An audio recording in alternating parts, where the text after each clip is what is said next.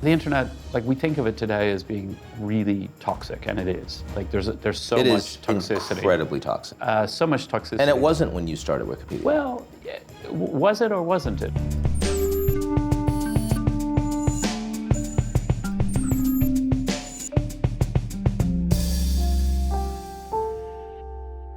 Hello and welcome to GZERO World. I'm Ian Bremmer. It's fair to say that Americans today do not agree on very much. But one thing we do seem to agree on is Wikipedia. Widely ranked among the top 10 websites visited worldwide each year, the crowdsourced online encyclopedia is still our go-to reference for all curiosities, great and small. But trust is fragile, and recently there has been a growing backlash, especially on the right, against alleged bias on the site, which erupted into national view when an article on, I quote, the Gaza genocide appeared earlier this year. Can Wikipedia maintain user trust in our divided culture, and how will it adapt to the ways that artificial intelligence is transforming information? Wikipedia co-founder Jimmy Wales joins us on the show. But first, a word from the folks who help us keep the lights on. Funding for GZERO World is provided by our lead sponsor, Prologis, and by Cox, a family of businesses. Additional funding provided by Carnegie Corporation of New York, Koo and Patricia Ewan, committed to bridging cultural differences in our communities, and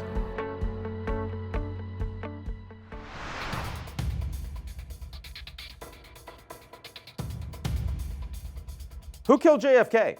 Don't worry, I'm not going to go there. But if I was going to go there, back in 2005, a 4-year-old website called Wikipedia could have pointed me to a surprising suspect, not Lee Harvey Oswald, not the CIA, but a seasoned Tennessee reporter named John Seigenthaler. On May 26, 2005, an anonymous Wikipedia editor created the following 5-sentence biographical entry about Seigenthaler. It stated, John Seigenthaler Sr. was the assistant to Attorney General Robert Kennedy in the early 1960s. For a brief time, he was thought to have been directly involved in the Kennedy assassinations of both John and his brother Bobby. Nothing was ever proven. Now, when Seigenthaler, who had been a close friend to the Kennedy family, discovered the entry, he was appalled. I know I was never a suspect in either of those assassinations. I mean, I was Bobby Kennedy's pallbearer. I lived with him 6 months and wrote a book with him. I chair the John F. Kennedy Profile and Courage Awards every year at the Kennedy Library. I was their friend. Seigenthaler soon appealed directly to Wikipedia co-founder Jimmy Wales, who was able to remove the falsehood, but was unable to reveal the author's identity beyond a random IP address. Seigenthaler wrote a scathing USA Today column about the volunteer vandals with poison pen intellects populating Wikipedia. Shortly thereafter, a Nashville-based delivery driver wrote Seigenthaler a handwritten letter apologizing for what he called a prank. And soon, everyone else moved on. But you can read all about the incident on, you guessed it, Seigenthaler's Wikipedia page. 20 years later, Wikipedia's central paradox hasn't changed. And we caution that Wikipedia is not a solid source. Don't cite it in your essay, but we trust it all the same. We turn to the site to learn about everything from Dungeons and Dragons to photosynthesis to pets with fraudulent degrees. Chester Ludlow, MBA, may have padded his resume, but he's still a good boy. Wikipedia is something we all agree on at a time when we don't agree on much of anything. Conservatives watch Fox, liberals listen to NPR. The days of Walter Cronkite and Edward R. Murrow are over, and yet at a time when trust in the United States media has hit a record low of 28%, Wikipedia remains one of the most visited websites in the country, not to mention the world. And that is because Wikipedia's biggest liability is also its chief asset. No one owns it. The site's decentralized nature relies on the wisdom of crowds and on the belief that for every jerk out there lying about who killed JFK, there are 5 virtuous nerds waiting in their parents' basements to correct the record.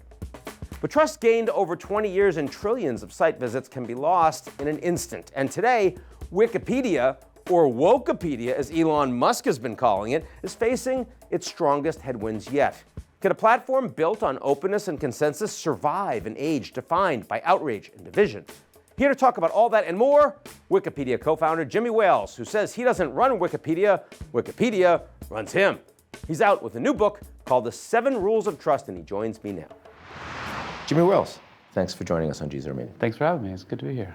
So Jimmy, your new book is about trust, and at a time when there seems to be such a deficit of trust in leaders of all sorts, not just political, how do you think Wikipedia maintains that sense of commitment, engagement, and belief among its community?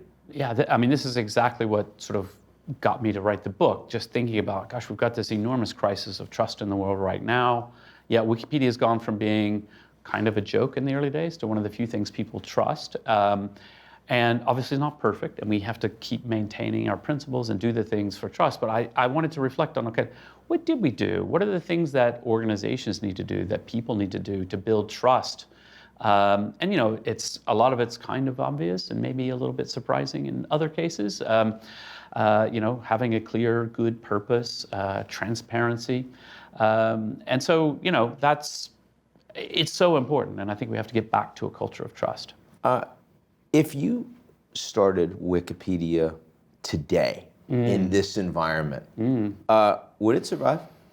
I think so. I think so, but it's a fascinating question, and it's actually hard to get your head around, because if you think about a world today without Wikipedia, the internet would be quite different. I mean, Wikipedia is really part of the infrastructure of how everything works, and I mean, who knows what would be there instead and all of that, but you know, I think so. And actually, one of the things, you know, the internet, like, we think of it today as being really toxic, and it is. Like, there's so much toxicity. It is incredibly toxic. So much toxicity. And it wasn't when you started Wikipedia. Well, was it or wasn't it? Less so. I think this is the interesting thing. So before the World Wide Web, we had something called Usenet, which was like a giant message board, unmoderated and, in principle, almost unmoderatable, because it was on a distributed system across lots of different mainframes and things like that. And it was notoriously toxic. So I always say, you know, like, turns out we don't need algorithms to teach us to be mean to each other. We can do it all on our own. And so there was that, but there was this great moment of a feeling of great optimism, like, yeah, wow, the internet, you know. Creativity, communication, innovation, and all of that. Yeah. But also we were, I would say there was a moment of risk where, if you remember, you know, AOL was really huge. And there were services like Prodigy, CompuServe, all complete walled gardens. And if one of those, and AOL probably was the dominant candidate for that, had become the dominant platform, it might have become a monopoly, and the internet, the open internet, might not have ever quite made it. And then it would be really hard to start something new, because you would have to sort of pay fees to be on the platform and things like that. And so fortunately we ducked that. And so in many ways, like, starting something like Wikipedia for, you know, the next Jimmy Wales, the next young person out there, is actually probably easier than ever, in a sense. Now, starting versus succeeding, obviously, is a more complicated question, but also gaining trust, being able to be engaged with a broader audience, as opposed to being seen as supporting one group of people or the other. I mean, is that doable in this environment? Well, it's hard, and it's is it harder? Is it harder? I think it is harder. It feels to me harder than it has in the past, because there's so much. The culture wars, the divisiveness, you know, all of that seems deeper than it was. And you know, how do you really judge that? I think we all have a sense that that's probably true. And you know, even for Wikipedia, like, we get challenged on this. You know, Elon Musk calls us Wokepedia and things like this. And he's starting Grokpedia. Is Wikipedia suitably trusted to your standards today? Mostly. Part of the way I look at Wikipedia is it's enormous. And so when we talk about certain divisive issues, divisive topics, that is actually a very small percentage of the work. You know, I think most people have used Wikipedia in all kinds of obscure ways. It's kind of the awesome thing about Wikipedia. Almost anything you can think of, you can go there and see, who are these amazing people who wrote all this great stuff? On the sort of more difficult topics, I think we do a great job in some, and I think we could do better in others. I mean, I was at a dinner many years ago now, in Moscow, and sitting with the editor of a major magazine, and he said, "Oh, I can make Wikipedia say whatever I want. I just pay $100 each to a few Wikipedians, and I can change it." I was like, "Oh, let's talk about, let's think that through, because those Wikipedians would have to be known and trusted people in the community. They would start writing strange things. The other community members would go like, what are you doing? Do you have a source? All of that. It wouldn't last. You wouldn't get very far, and in fact, it would cause a huge stir." I'm like, because it's a completely decentralized model. Completely decentralized model and a very open community. I'm like, if right now, if somebody started flooding Wikipedia with 1,000 entries in one night, even pre-AI, they would be blocked. They would be stopped very quickly. Like, what the hell are you doing? Like, stop, slow down. Let's have a conversation. What's going on? And so flooding Wikipedia is much harder than, say, social media, where you can create thousands of, I mean, this is absolutely what they do, create thousands of accounts and send some tweets and things like that. And at least so far, you know, AI agents aren't really able to mimic a human being for very long or for very much. You know, you can pretty quickly tell, and in fact, if you've got some experience, you know, it's pretty obvious AI writing. Not always, but you know, it's kind of obvious. Where are the places that you do see a structural political problem, and what is it? Yeah, I mean, well, lately I've been raising concerns about our coverage of Gaza. Israel, Gaza. Yeah, I've seen that. Simply because I think that we, at the moment, and there's a big discussion taking place about this, we say things in the voice of Wikipedia far more than we should. And I think that voice of Wikipedia, we really should have a very, very high bar for that.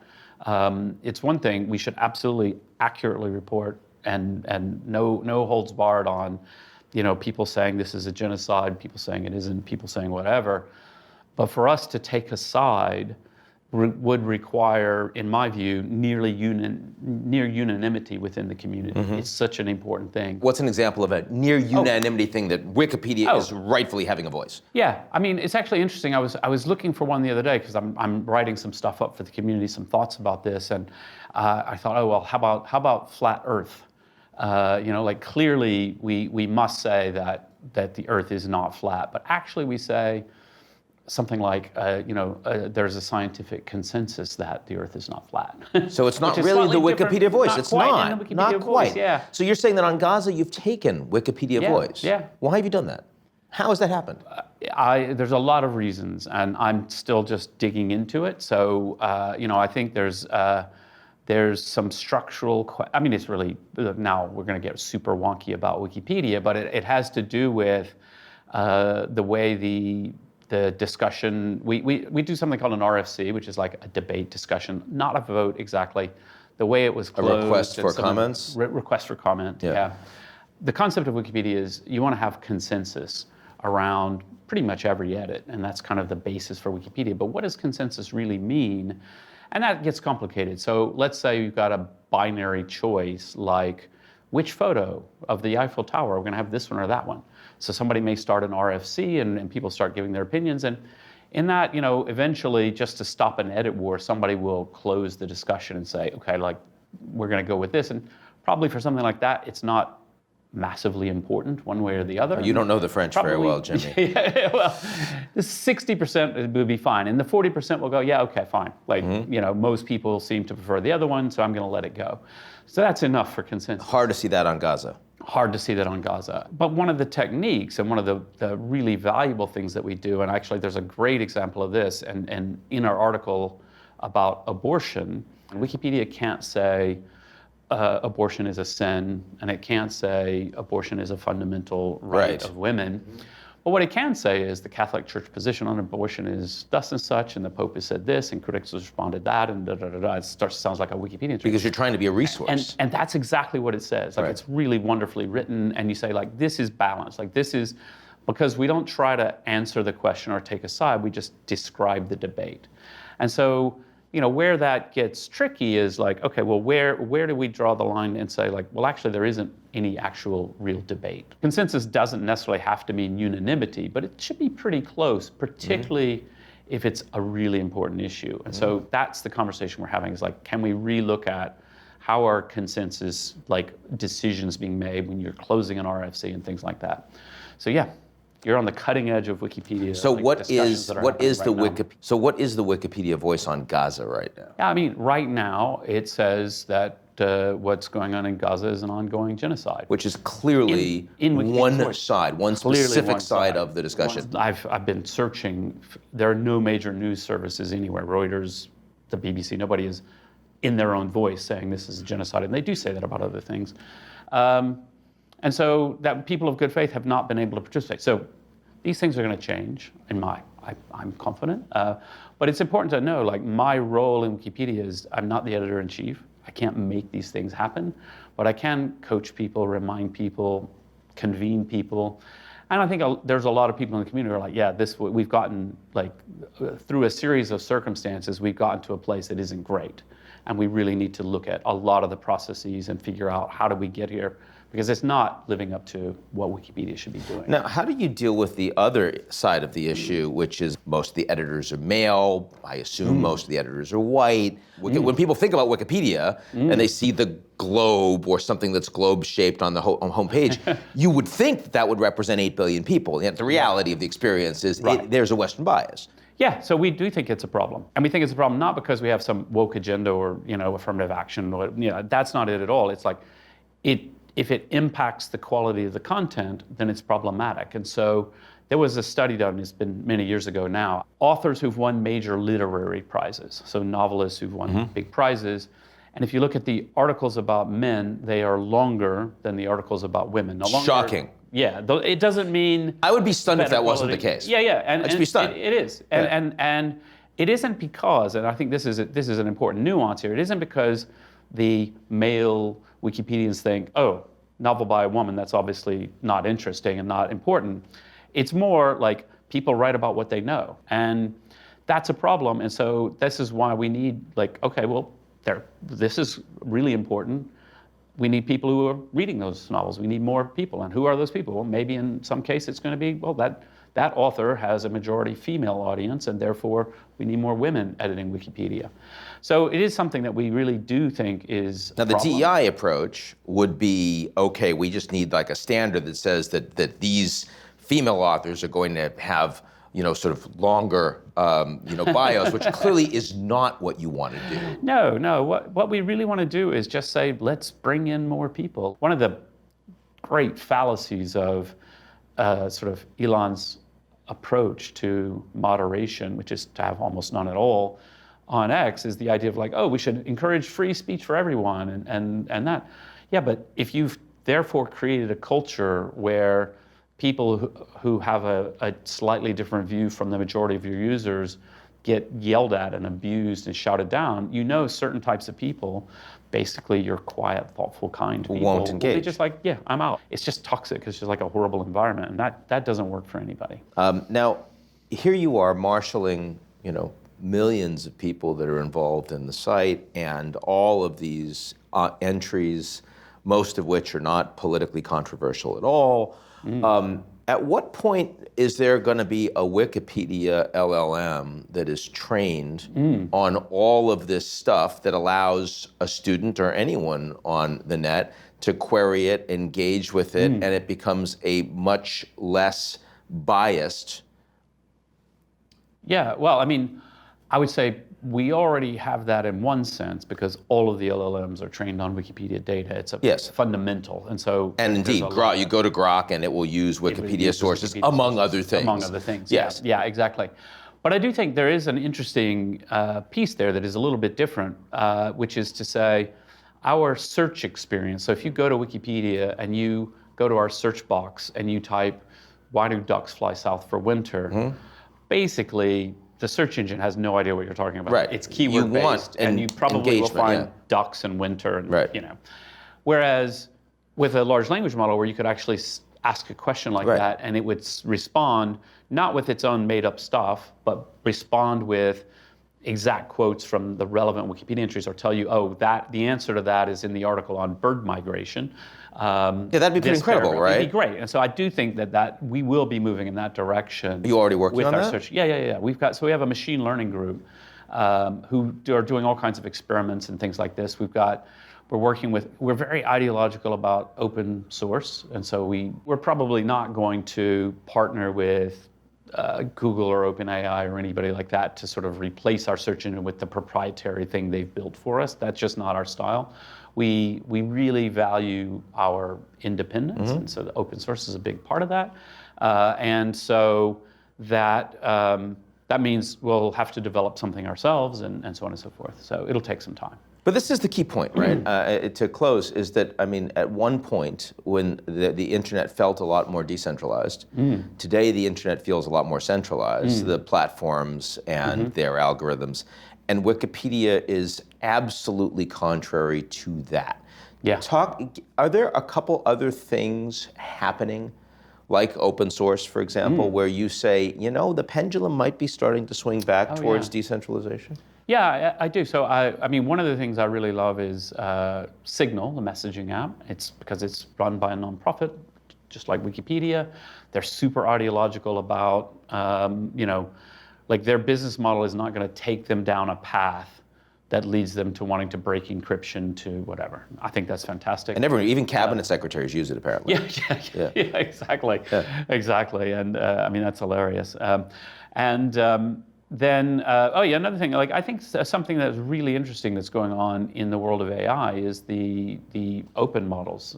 So the open source software, the open models are basically a half step. They're several months behind the cutting edge proprietary models. And I think that's super interesting and actually really important because it does mean that we are going to have a much greater diversity of what's going on in that space. And certainly it poses an interesting challenge for regulators because you can tell, like if it's only 5 big companies that can do it, you can regulate 5 big companies. You just tell them what to do and they're going to have to comply and all that.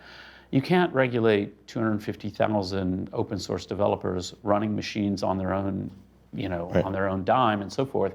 Because it's going to be decentralized. It's going to be decentralized. I just think that's an interesting space where, you know, the question is, are we going to have, you know, a handful of big companies who are absolutely running our lives, or can we do that on our local computer? That's something where I do think there is this decentralized versus centralized thing going on. And that tension persists. And it persists, yeah. Jimmy Wales, thanks so much for joining. Thanks. Good to be here.